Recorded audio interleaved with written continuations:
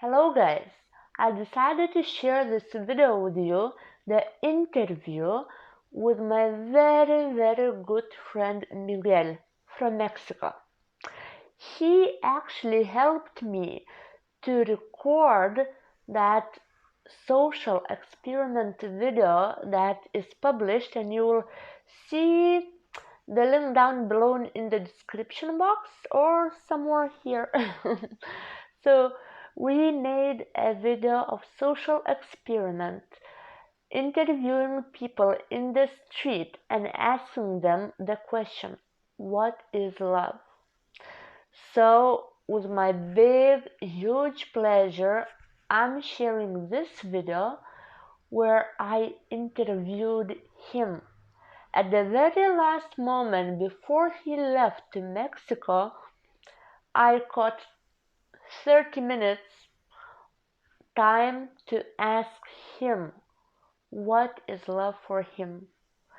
And I see that his answer is full of wisdom and full of so much truth that I really want you guys to hear him out. Also, I resonate myself so much to so many things he told, even though we still have some few differences on this topic. So for now, this interview with Miguel for you, and till you're watching this, I am recording another video of what is love for me personally. And the next social experiment in the street gonna be on the question what love is not. So stay tuned, subscribe if you still didn't do it, and next videos are coming. And now enjoy the video with Miguel. Interview on what is love for him.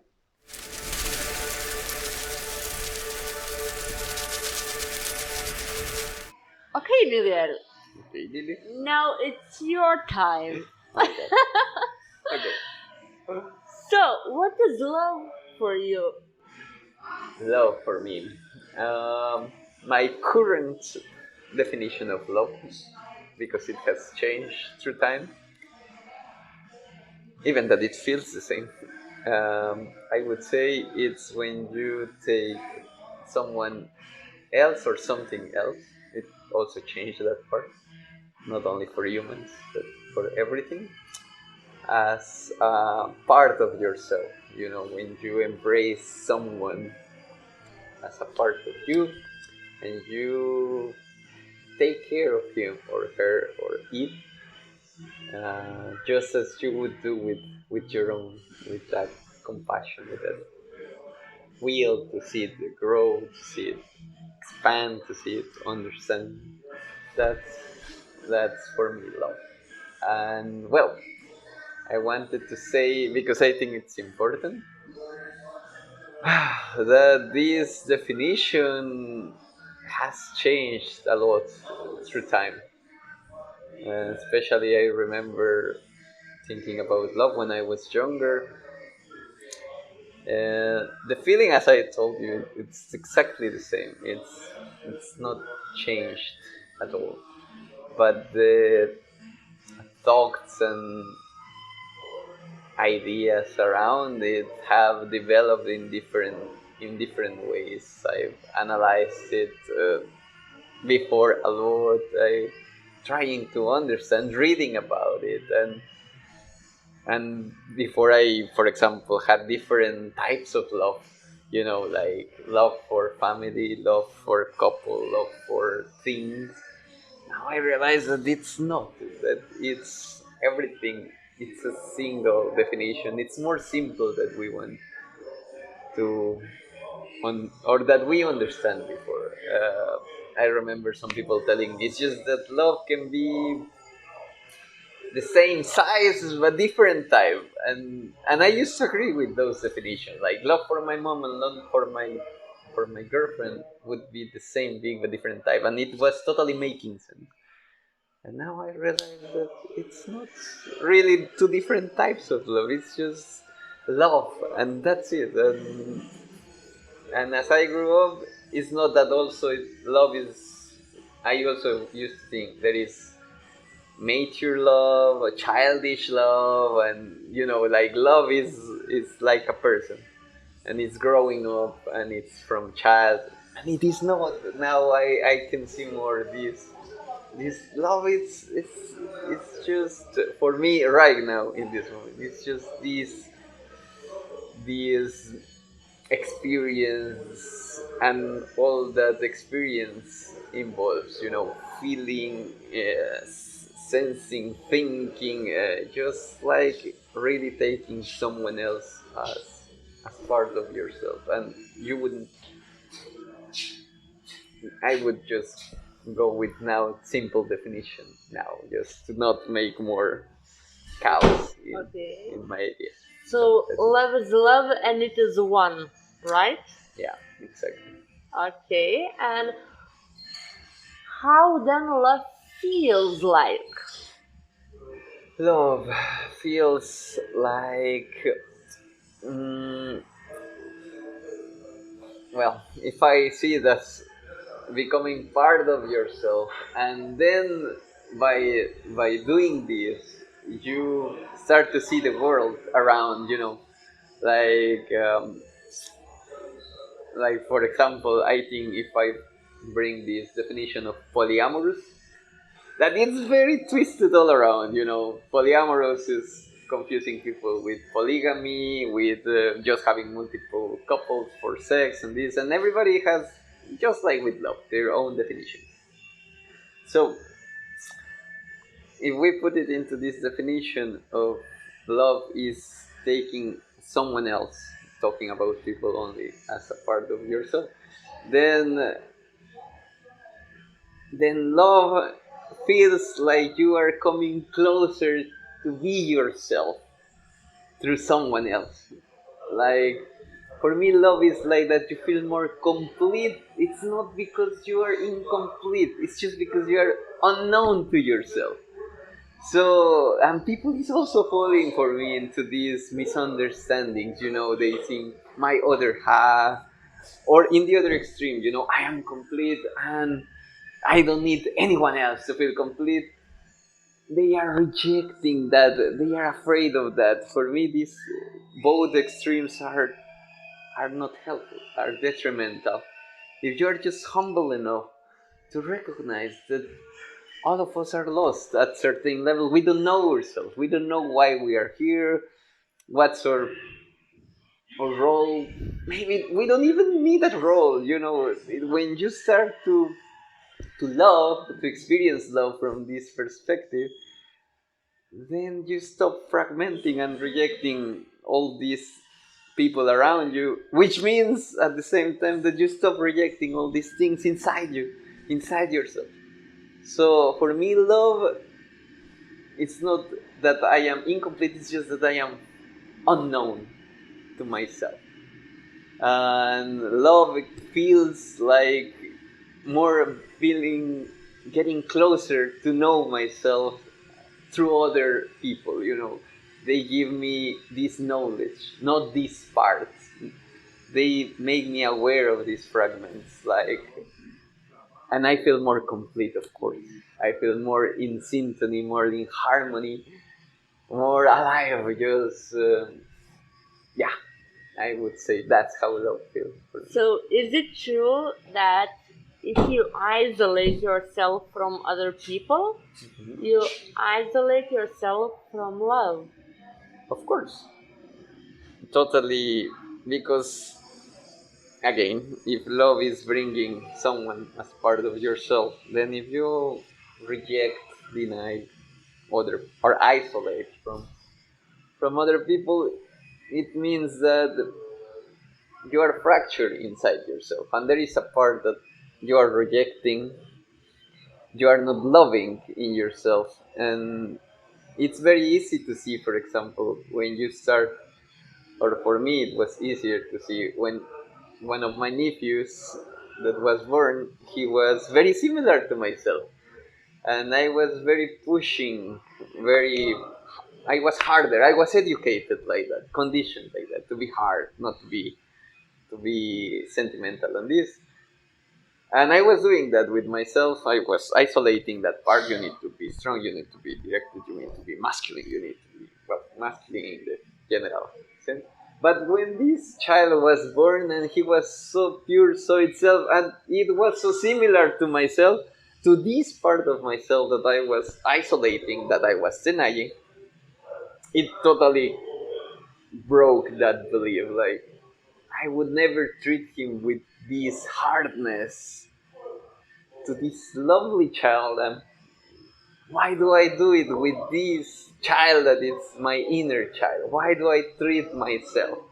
Why I don't treat myself with the same love that I feel for this child? I will never call him like, you are not enough, good enough, you are silly, you are dumb, you need to be harder, you need to try stronger, you need to try. I would never do that with that lovely creature. Why do I do that with myself? So yeah. Okay, thank you. So, how do you think is love enough to keep two people in a successful relationship? I would say, if you are aware, it's not. So the answer is not. It's not enough because we are not aware of what love. So I would say you need love, but you also need awareness or consciousness about it. And if you, well, how to say, in an idealistic person who was treated with love most of his life, and this, it will be enough because he doesn't need to be aware, because in its subconscious he will have a very clear idea of love, even if he's not aware. Then it will be enough because he will look for these, let's say, subconsciously, and then it will be enough. But unfortunately, if I am, that's the idealistic me. The realistic me, and just look around you. People don't even know who they are, what they like, what do they want. They are totally lost around us, even including myself. So, so in this realistic world, it's not enough, of course, because we don't even have a good idea of who we are, which means that we just try to fill this lack of knowledge about ourselves with other people, you know. And and then by doing that, we will totally go. It's not that love is blind, it's that we are blind, I would say. That's a good one. So we are so blind that we don't realize, and we put about, we don't separate, our fears, for example, the fear from love. And if we act with the, we say, disguising fear like it was because of love, then we are causing a total chaos. And because of that, I don't think it's, in the real world, I would say love is not enough, mainly because of ignorance, not because of love itself. So that would be Okay. my answer. Now I will shoot the question. Do you need a woman? I totally do. That's a simple one. Why? I do, because as I told you, by myself, I am in this journey, which is life, and life is about experience, about living itself. For me, a few years ago, these questions about the purpose of life got solved very by a very dramatic experience that I had close to death, which, I feel so now, like, how could it's possible that I was fighting in, or not fighting, but just overthinking about the purpose of life, when the answer for me now, I don't want to generalize, for me the answer is in the question itself. life is purpose is to live, is to be alive, to experience, to so if I come from this, that I want to experience myself and to get to know myself and myself in all this context or this environment, then having a woman in my life is making me more sensitive about all uh,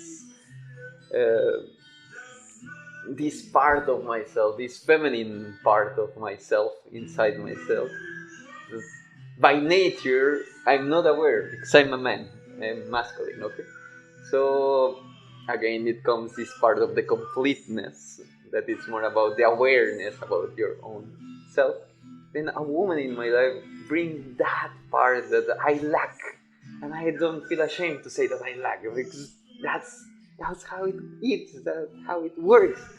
And then having a woman makes me richer in the sense of experiences, of feelings, of how do I perceive the Miguel, I want to around. interrupt you here. Uh-huh. Do you really feel like you're lacking feminine energy?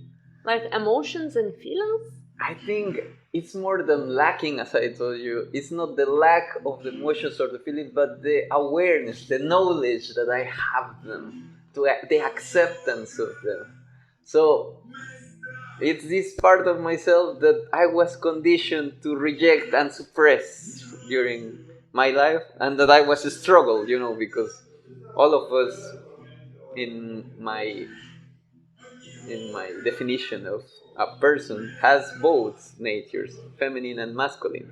But I'm saying this lack, not that I lack the energy of it, I lack the connection with it. I deny it, I blocked it, because if you see around society, man should be a man, woman should be a woman, then this lack is mainly a disconnection, this feeling of lack of, in the case of a man, this lack of feminine energy. It's more a blockage that we have.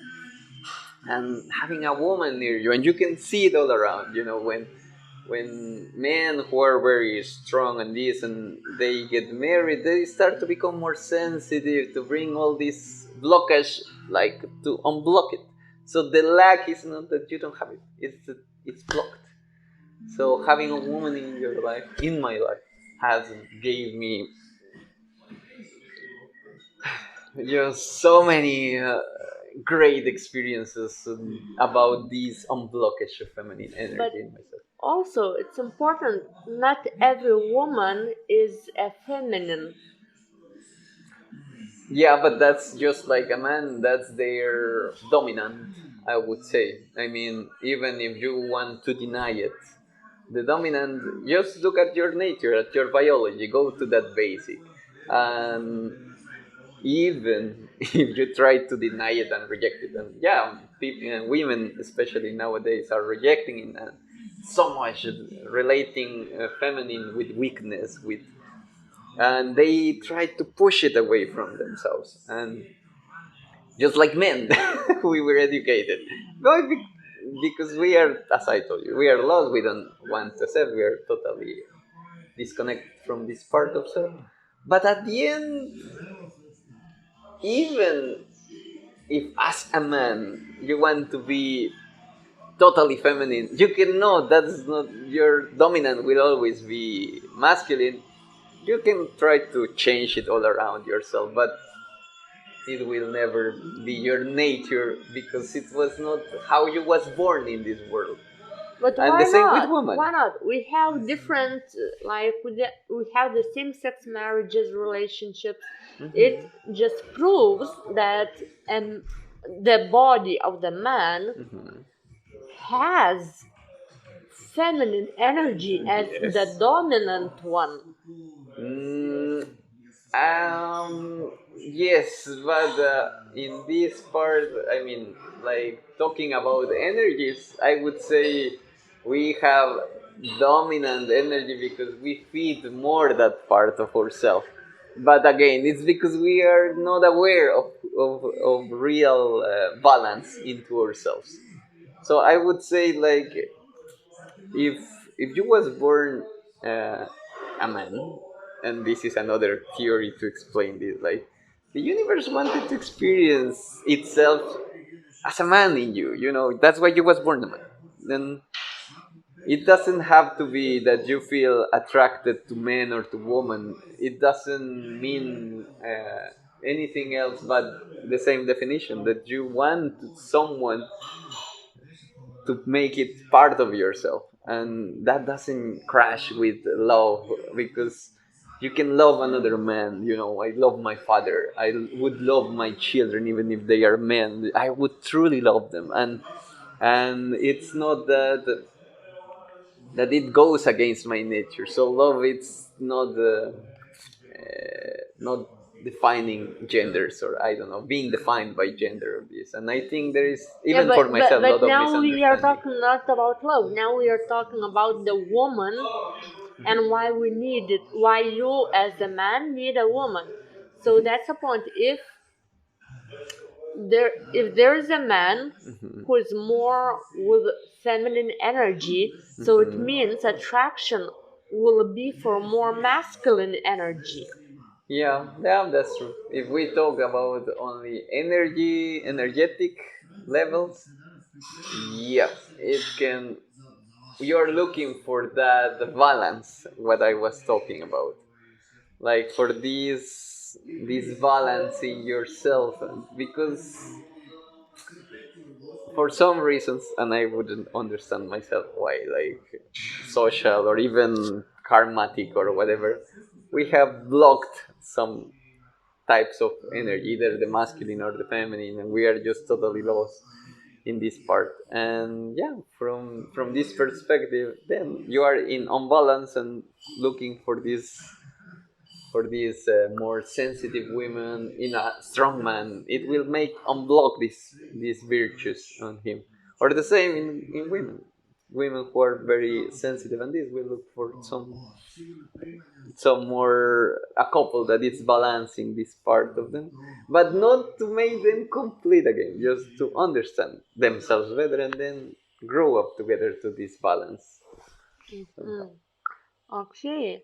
Uh, Another question, in the relationship, who do you need to love first? Yourself or your partner? If you go to the definition that it doesn't matter now, because by the definition of love, of making the other person part of yourself, and yourselves are part of this source, it doesn't matter really.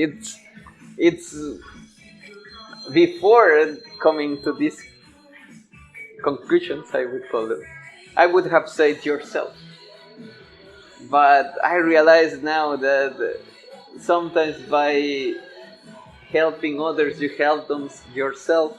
And especially if you see other people, especially your couple, a part of yourself, then you are one. Then if you love her or love you, it's exactly the same, because you are a single entity, energetically talking or spiritually talking. So it doesn't matter, like, who you start loving, you, her or you. Or before, another example, I was very stubborn in this. I need to be autonomous, I need to be independent, I don't need anyone in my life to fix me or to help me grow up. And this was just another part of myself who wanted to be tough, and then I don't need, I first need to be complete to be able to bring someone in my life. Now I realize that it was just my ego and my pride, and really now I see that when you see love this way, you love by bringing someone inside you cannot recognize. There are moments in your life when the joy of the other is the joy of yourself, the suffering of the other is the suffering of yourself. And when you extrapolate that to other people around yourself, that's love for me, authentic love. When I love this book, like this, The Art of Loving from Eric Fromm, and it's the first time when I understood this concept that a mother loving his child, if it's if he's doing it, in this way of taking it as a part of himself, then through his child he learned how to love all the children because he sees his child all around. And then that's what love is. It is not love you say, I love my child but I hate the neighbor's one. That's totally misunderstanding of yourself and everything else. So the same about your couple, and all that love includes, respecting, compassionate, all these virtues that we would describe around love. So yeah, it just doesn't matter anymore. Like, even if it's the neighbor, I love first than myself. Then through the neighbor, I will learn to love myself if I'm doing this properly. I would. So I guess I should restructure the question from who you should love first to who you should prioritize first. Yeah. Is it? Do you see a difference in that? I understand your point, like priorities, but what my last experiences have taught me is, again, of course, you need to look.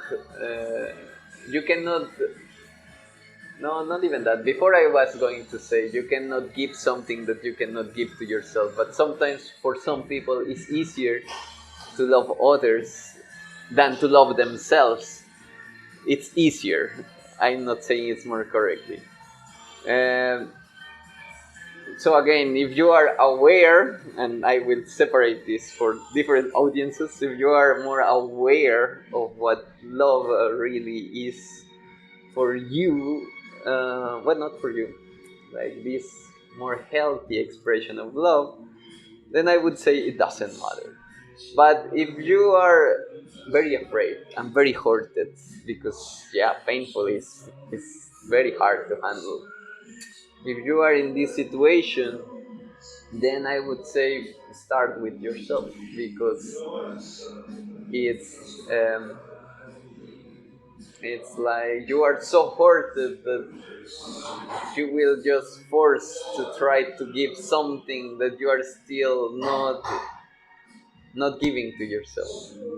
So from this perspective, if you are in this position, like too hurted and too afraid to give yourself, which is, I'm not saying you're less, I'm saying you're normal. It's really, really, really hard to give yourself. So I would advise you to first go deep into yourself, finding all these beautiful attributes that you have, and then start there.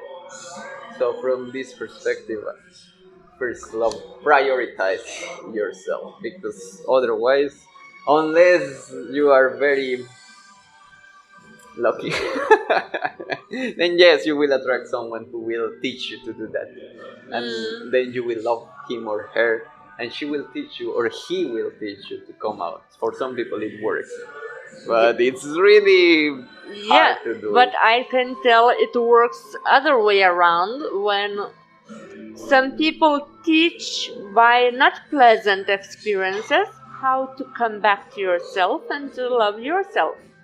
Yeah. So it's not always, it's both sides of the medal. Yeah, but I told you, for myself, I'm not thinking about other people around. What it works is like,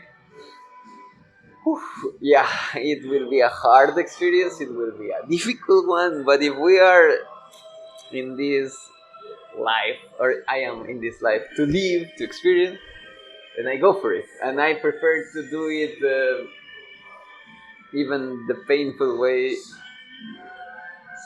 than just isolate myself and for long periods of time. Of course, all of us need to isolate from time to time, that's normal, but I would rather connect with others. It's more nourishing, it's more alive, it's more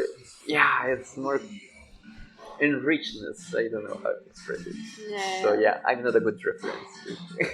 Okay, and the last question, your opinion about the marriage, are why people have it, why do they need it, and your personal opinion, do you want it, do you need it, and why? Okay, so this is right now, again, my current perspective is I don't need it. For me, marriage, if we talk about marriage just by the social definition, this contract where I'm yours, you are mine, it's a contract, it's possession. And but so for me it's not necessary.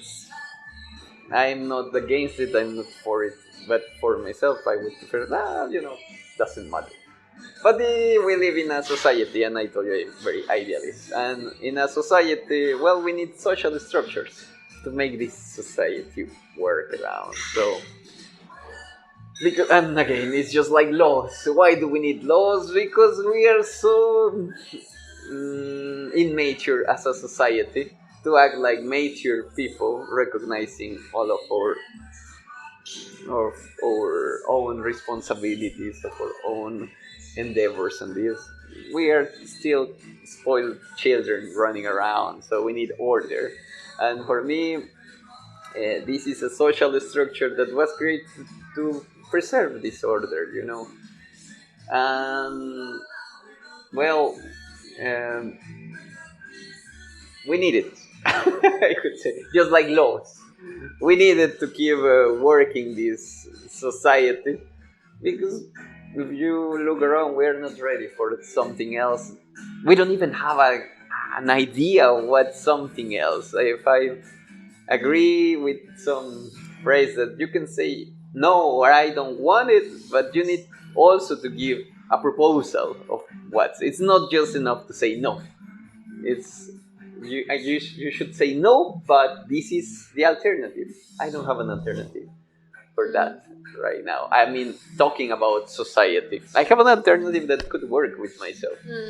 And for that alternative to be, I need to be more authentic with myself and with others. And second, find someone who is sharing the same perspective about life. So for me, uh, marriage is not necessary, but marriage also is commitment, and commitment is necessary. So commitment, yeah, it's been hard really, because I had to make this separation, and it was just the same with love. If you don't structure and really put mental energy to these questions, it's really hard to find, how to say, definitions that work for you. So before I would be able to separate commitment from marriage, it was they were going together. I was denying marriage, I was denying commitment. But now I realize that okay, it's simple. You just separate them, and if you separate this contract from commitment, that's a different thing. Commitment is an attribute of a relationship that is necessary for a relationship to work. So now I see it more clear, and I would say, if you see marriage as commitment, then you need it. If you cannot have commitment without marriage, okay, and people is not thinking about it. So yeah, for some people, commitment is marriage, and they cannot commit other way. Now I can, or I think I can. I haven't tried. I will try. But yeah, And commitment is necessary. what I want to say for the last, I really liked how one of our interview, a man that we interviewed from Germany, explained why marriage for him is necessary. Do you remember about the ring? The one in Srinivas. No. Oh no, the old guy. Yeah. Yeah. Do you remember? Yeah.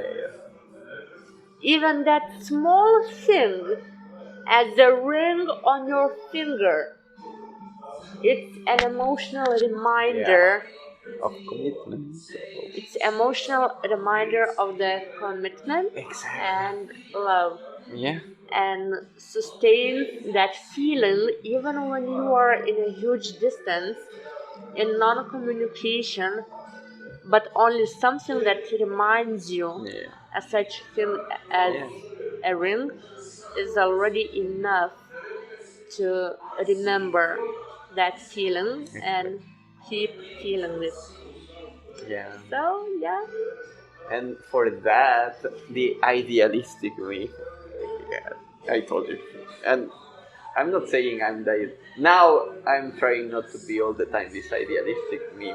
And even when you, oh my god, it's just that if we would come to this level of awareness and consciousness and loving society, then it just like laws, all these contracts and structures that we have designed to keep us somehow would be totally obsolete, and that would be a wonderful world.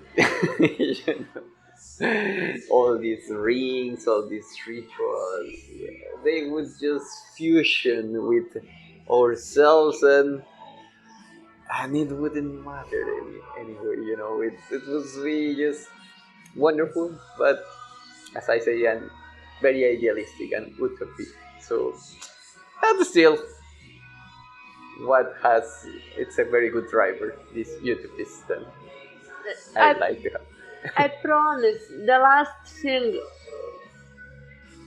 Now you have a chance to wish something for the collective in terms of love. Mm-hmm. What would you wish? What would you see to? What would you see to be manifested? What would you like to manifest collectively? What would you wish to other people in terms of love?